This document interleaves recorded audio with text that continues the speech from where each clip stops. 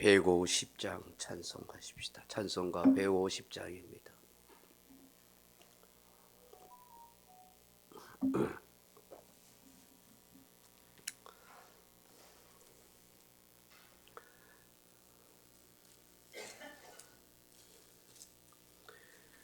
(150장입니다) 갈보리산 위에 십자가 졌으니 주가 고난을 당한 표라.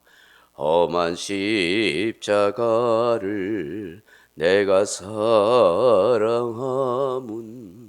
주가 보혈을 흘림이라.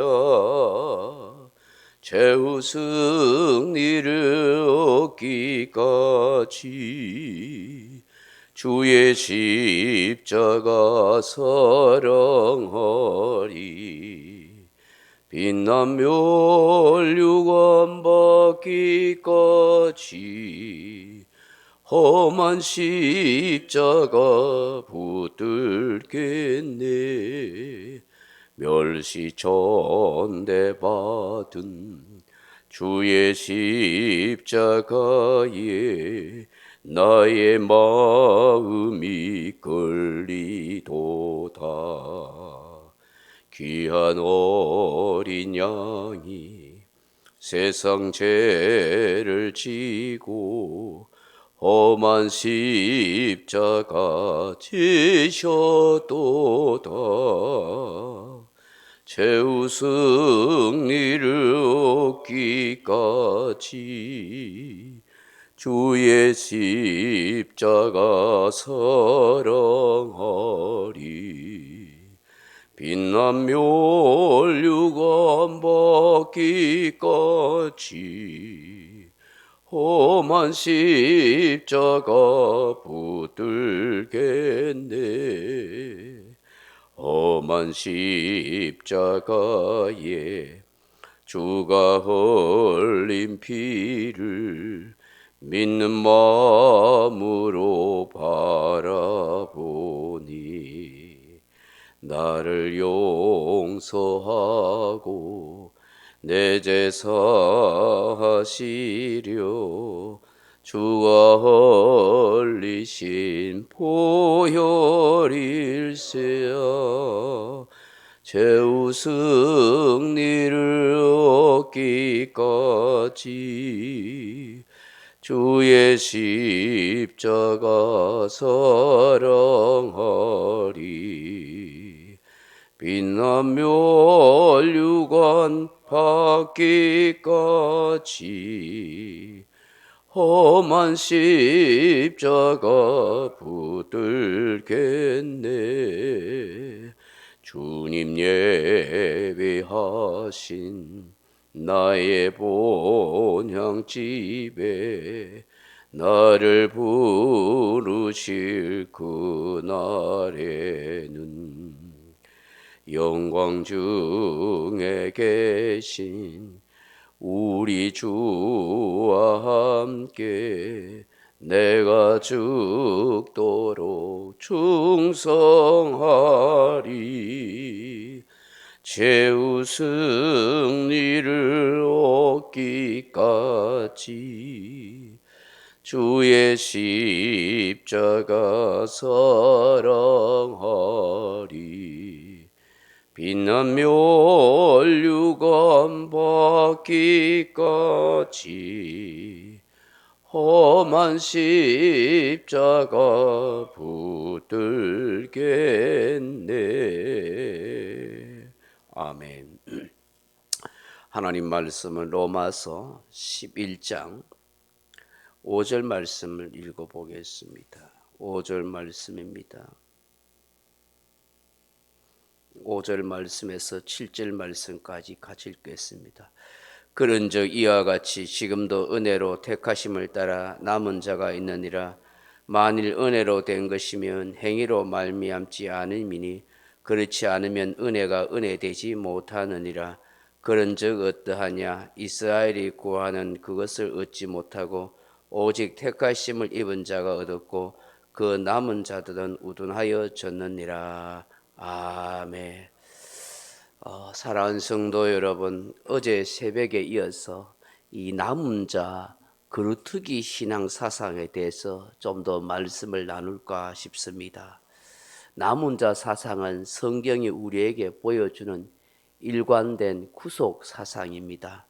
아무리 인간이 타락하고 죄악이 관영하여도 반드시 하나님께서는 택한 백성, 구원받을 백성은 남겨둔다 하는 은혜의 사상인 것이죠.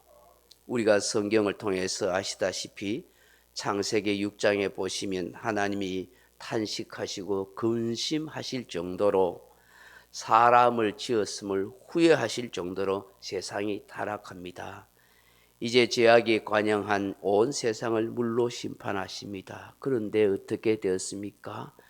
온 세상의 피조물이 다 홍수로 죽을 때에 노아의 가족만은 남은 자로서 선택받아 구원받지 않습니까?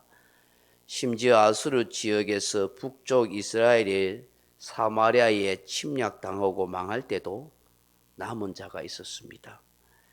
또 바벨론 제국에서 남유다 왕국이 망할 때에도 여전히 남은 자들이 있었던 것입니다.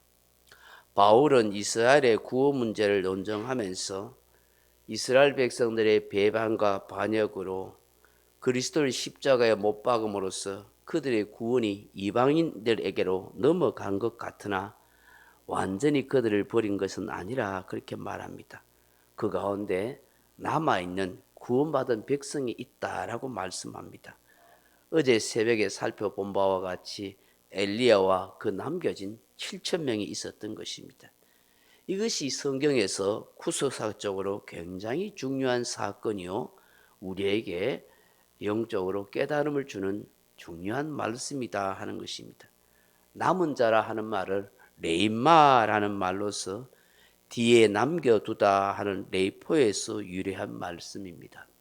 타락한 세상 속에서도 온전한 신앙을 유지하도록 남겨진 경건한 성도, 거룩한 백성이 있다라고 말씀하는 것입니다. 성경의 이 나무자 사상에 대해서 몇 구절을 우리에게 던져주고 있습니다. 이사야 6장 13절에 보면 이런 말씀이 있습니다.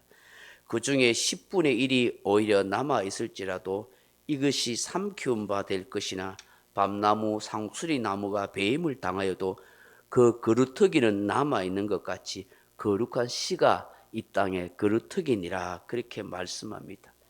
여기 거룩한 씨, 그루터기가 바로 그 남은 자인 것입니다.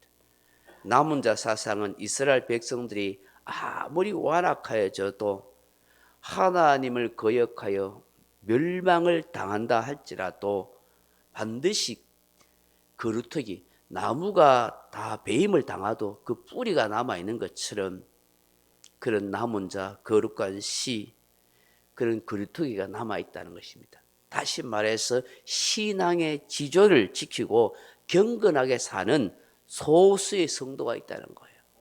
여러분, 이거는 앞으로도 마찬가지입니다.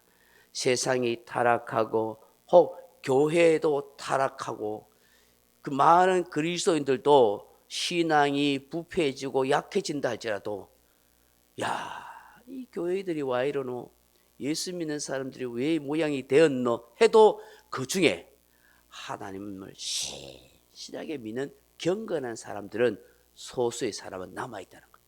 그 사람을 통해서 구원의 역사를 이루시고 그 사람을 통해서 많은 영혼들을 구원하는 일을 한다 하는 것이죠. 스바냐 3장 12절에 보면 이런 말씀도 있습니다. 내가 공고하고 가난한 백성을 내 가운데 남겨두리니 그들이 여호와의 이름을 의탁하여 보호를 받을지라, 그렇게 말씀합니다.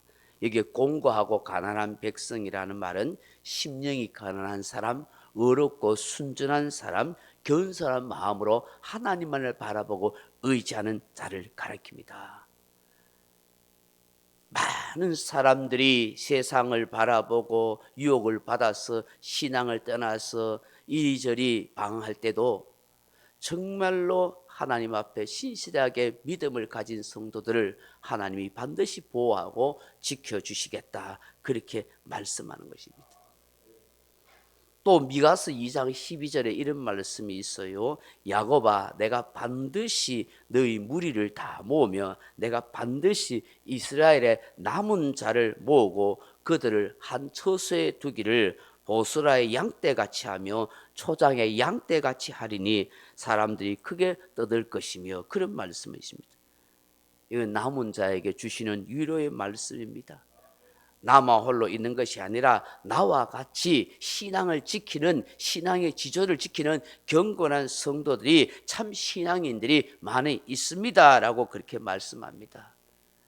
때때로 보면은 왜 세상이 이렇게 돼가노, 믿는 사람들이 저렇게 잘못돼 가노, 저를 믿어서는 안 될 텐데 하는 그런 생각을 가지고 있습니다. 내가 이런 신앙생활을 해서 정말 바로 하는 건가, 그런 고민도 할 때가 있습니다. 그렇지만 그럼에도 불구하고 세상이 어떻게 되어 가든지, 내 주변에 많은 기독교인들이 어떻게 되어 가든지 나는 내 믿음을 지키련다.